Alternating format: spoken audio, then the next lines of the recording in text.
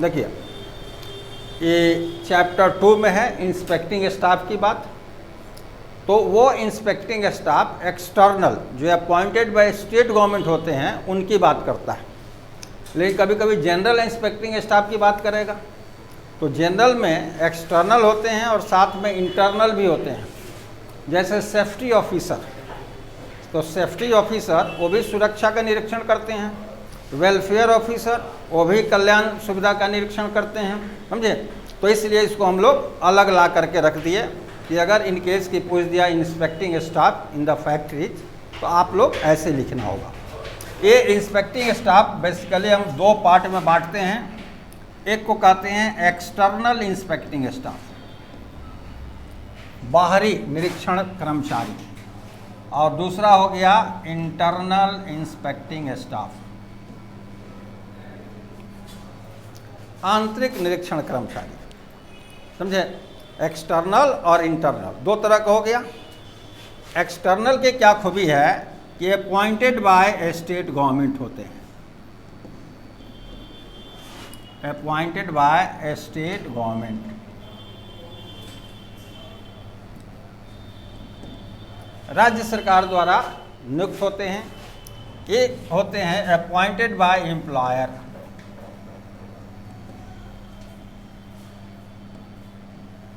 नियोजक द्वारा ये नियुक्त होते हैं।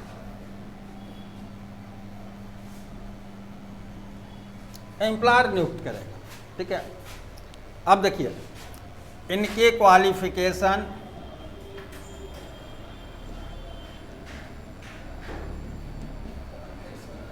इनकी ड्यूटीज,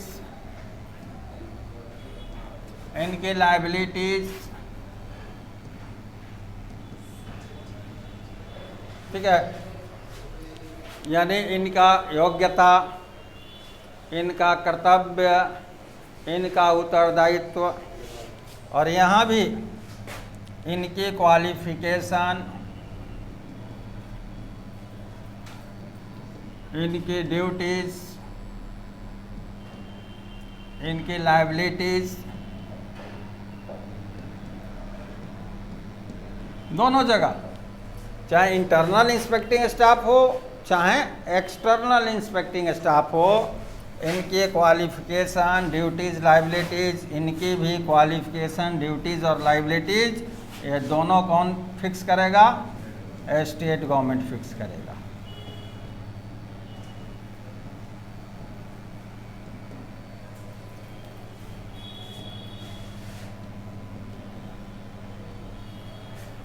स्टेट गवर्नमेंट फिक्स करेगी, ठीक है, दोनों की स्टेट गवर्नमेंट फिक्स करेगी। अब यहाँ एक चीज़ जानना चाहिए कि इसमें तीन है। पहला है chief inspector of factories,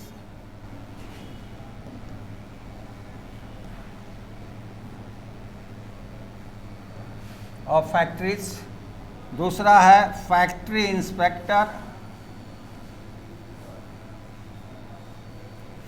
inspector, और तीसरा है सर्टिफाइंग सर्जन।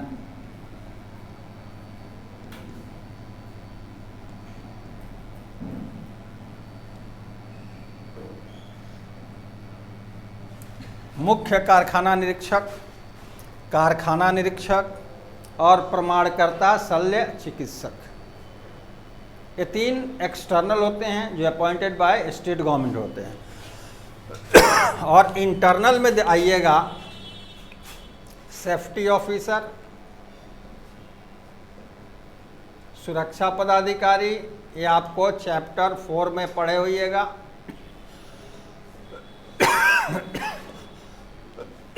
और दूसरा वेलफेयर ऑफिसर, कल्याण पदाधिकारी, ये चैप्टर 5 में।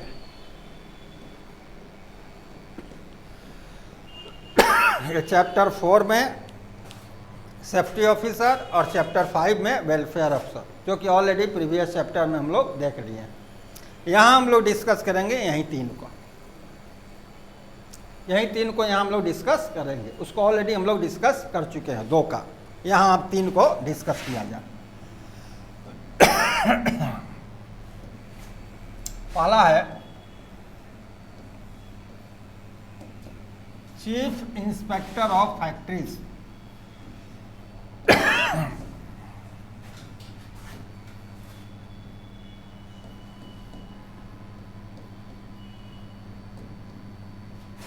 इसको शॉर्ट में हम लोग लिख लेंगे CIF।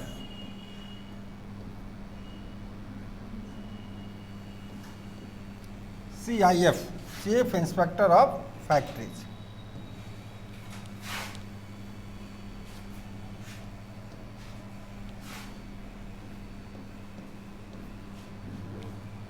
CIF। अब देखिए, कोई स्टेट गवर्नमेंट अपॉइंट करेगी, नो डाउट कि the chief inspector of factory shall be appointed by the state government. Chief, तो चीफ कहीं भी एक ही होगा, तो एक चीफ को अपॉइंट करेगा। अब क्या है कि आपके पास नंबर ऑफ फैक्ट्रीज अगर 10 गो है स्टेट में, तो एक ही चीफ काफ़ी है। लेकिन जैसे जैसे नंबर ऑफ फैक्ट्रीज बढ़ जाए, तो एक चीफ का इंस्पेक्शन करना संभव नहीं है।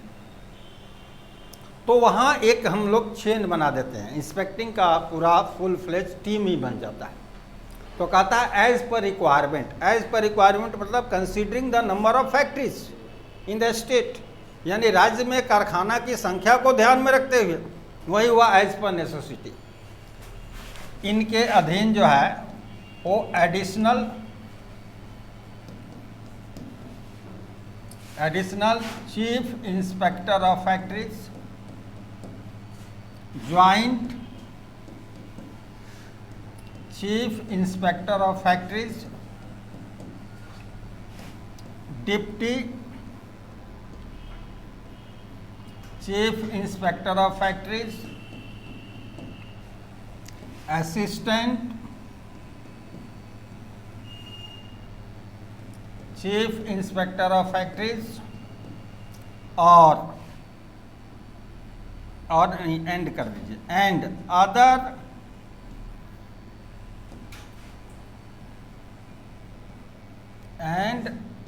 Other officer.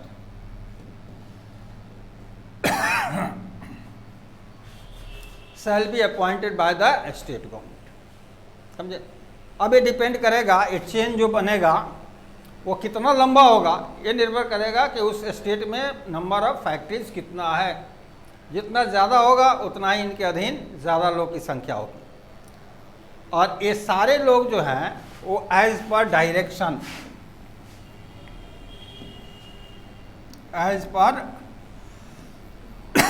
Direction of the chief inspector of factories ये काम करेंगे।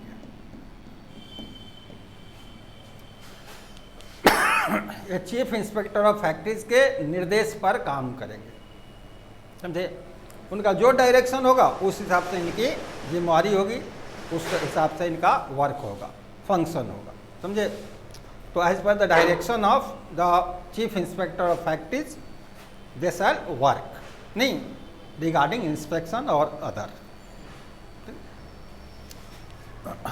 दूसरा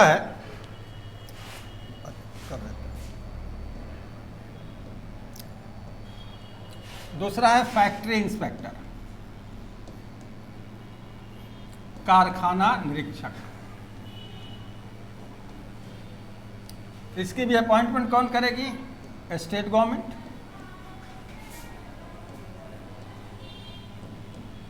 स्टेट गवर्नमेंट करेगी, ठीक है। और इनका भी क्वालिफिकेशन देख रहे हैं, सारा फिक्स होगा किसके द्वारा? स्टेट गवर्नमेंट के द्वारा, ठीक है। कितना संख्या हो गया? एडिक्वेट नंबर में स्टेट गवर्नमेंट अपॉइंट करेगी। कितना? इनएडिक्वेट नंबर, पर्याप्त संख्या में।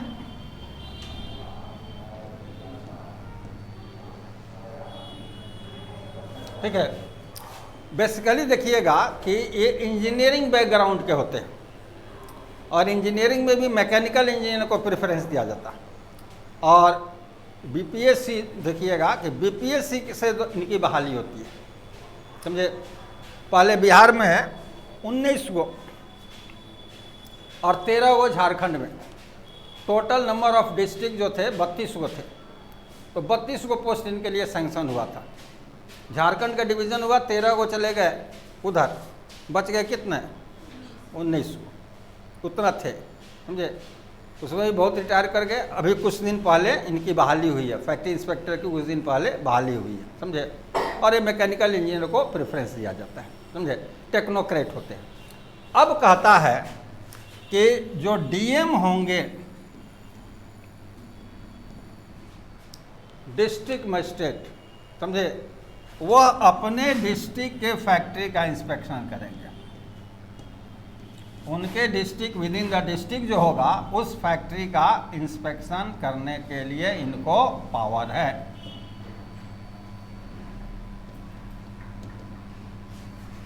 अपने जिला में जो कारखाना अवस्थित है उसका इंस्पेक्शन करेंगे, समझे।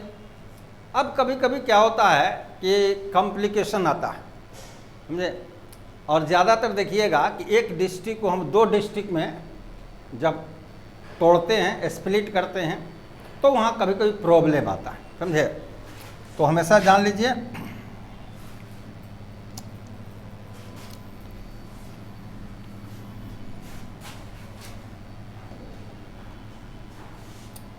कि कोई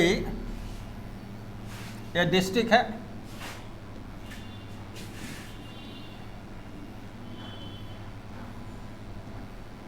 ब्लॉक्स हैं,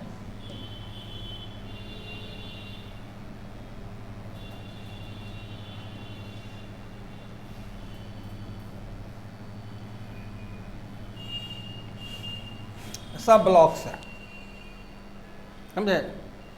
अब यहाँ एक कारखाना बैठाया,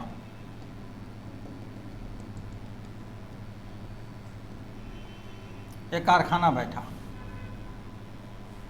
इस जिला में एक कारखाना बैठ गया, समझे। अब क्या स्थिति आई,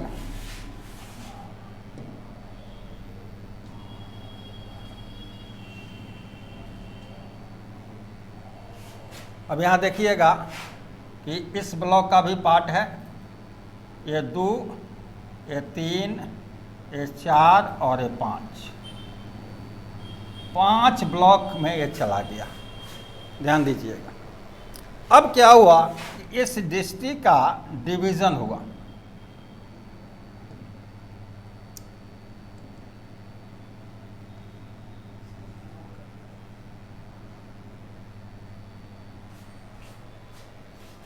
ये 2 डिस्ट्रिक्ट में टूट गया। अब 2 डिस्ट्रिक्ट में टूटा तो यहाँ क्लियर हो रहा है कि मानिए कि ये हो गया D1, ये हो गया डिस्ट्रिक्ट 2। अब यहाँ ध्यान दीजिए कि आपका जो 1, 2 और 3 जो है वो D2 ब्लॉक का है, और 4 और 5 जो है एरिया वो D1 ब्लॉक का है। अब दोनों डिस्ट्रिक्ट में डीएम तो 2 हो जाएंगे, डीएम 2 हो जाएंगे। तो यहाँ कभी कभी कॉम्प्लिकेशन आता है कि which DM shall be entitled to inspect the factories, कौन डीएम जो है उस कारखाना के निरीक्षण के लिए हकदार होगा, क्योंकि पावर दोनों का है, समझे। तो ऐसी स्थिति में, समझे, उसका रूलिंग है कि कोई भी जब कारखाना बैठता है तो उसका एक एडमिनिस्ट्रेटिव ऑफिस होता है, प्रशासनिक उसकी ऑफिस होती है। तो जिस जिला में उसका प्रशासनिक ऑफिस पड़ जाए, अगर इस जिला में उसका एडमिनिस्ट्रेटिव ऑफिस हो रहा है तो इस जिला का डीएम करेगा पूरे कारखाना का इंस्पेक्शन। अगर इस जिला में उसका इंस्पेक्टिंग ऑफिस पड़ जाए तो इस जिला का डीएम करेगा उसका। लेकिन दिमाग में ये नहीं आना चाहिए कचड़ा, मानिए बीचे में पड़ जाए,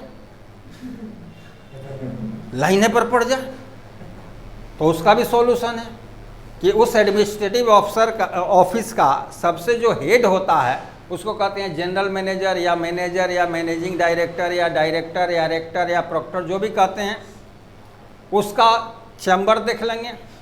अब दिमाग में कचरा आ जाए कि चैम्बर भी बीच में पड़ जाए, तो उसका कुर्सी देखेंगे तो कुर्सियों बीच में पड़ जाए, तो उसके मन पर है जिधर कुर्सी घसका दे उस डीएम को बुला लेगा। तो इस तरह से नहीं सोचिएगा, कभी भी कारखाना का जो एडमिनिस्ट्रेटिव ऑफिस होता है हमेशा एक साइड में होता है, हमेशा साइड में होता है। तो इस तरह का कॉम्प्लिकेशन उत्पन्न हो सकता है, समझे, कि वो बनाया, ऐसा बनाया कि 3-4 गो ब्लॉक का एरिया वो एक्वायर करके बना लिया कारखाना, समझे, बना, और 3-4 ब्लॉक का एरिया पड़ गया। यहाँ तो बहुत ज़्यादा दिखा दिए हैं, 2 ब्लॉक का तो आराम से पड़ सकता है, 2 ब्लॉक का तो आराम से पड़ सकता है, हम 5 ब्लॉक दिखा दिए हैं, समझे। तो वहाँ ये नहीं सोचिएगा कि जिसमें ज़्यादा पोर्शन जिस कारखाना का हो वो नहीं, जिसमें कम पोर्शन हो ये नहीं, दोनों डीएम करेगा ये भी नहीं, समझे। एक ही करेगा जिस जिला में उसका एडमिनिस्ट्रेटिव ऑफिस पड़ जाए, समझे, उस जिला का डीएम उसका इंस्पेक्शन कर देगा, समझे। तो ये एडिशनल पावर दिया है, और ज़्यादातर डीएम नहीं करते हैं, एसडीओ जो होते हैं उनको ये पावर ऑथराइज कर देते हैं, डेलीगेट कर देते हैं, समझे, वो डेलीगेट कर देते हैं। और ज़्यादा ये काम एसडीओ साहब ही इंस्पेक्शन का करते हैं। बहुत रेयर फिनोमेना है कि डीएम इंस्पेक्शन करने के लिए जा रहा है। अनटिल और अनलेस की कोई सीवियर कैजुअलिटी अगर नहीं है तो डीएम नहीं जाता है, वहीं एसडीओ वगैरह कभी चले जाते हैं। तो ये चीज़ है। अगला जो है वो है सर्टिफाइंग सर्जन।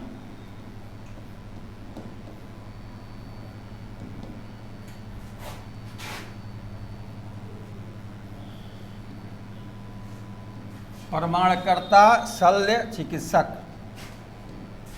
सर्टिफाइंग सर्जन, ये भी अपॉइंटेड बाय कौन होंगे? State government.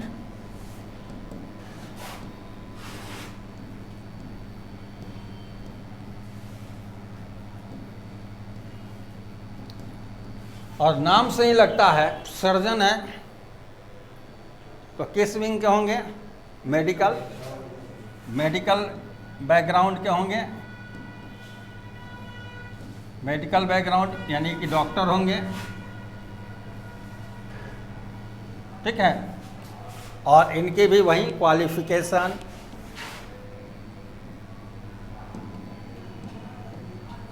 ड्यूटीज और लायबिलिटीज। लायबिलिटीज ये कौन फिक्स करेगी? स्टेट गवर्नमेंट फिक्स करेगी, स्टेट गवर्नमेंट फिक्स करेगी या प्रेस्क्राइब करेगी, ठीक है। और हेल्थ से रिलेटेड अगर मैटर है, if any matter is related to health, अगर कोई भी मैटर जो हो, कोई भी मैटर है रिलेटेड टू हेल्थ हो, टू हेल्थ,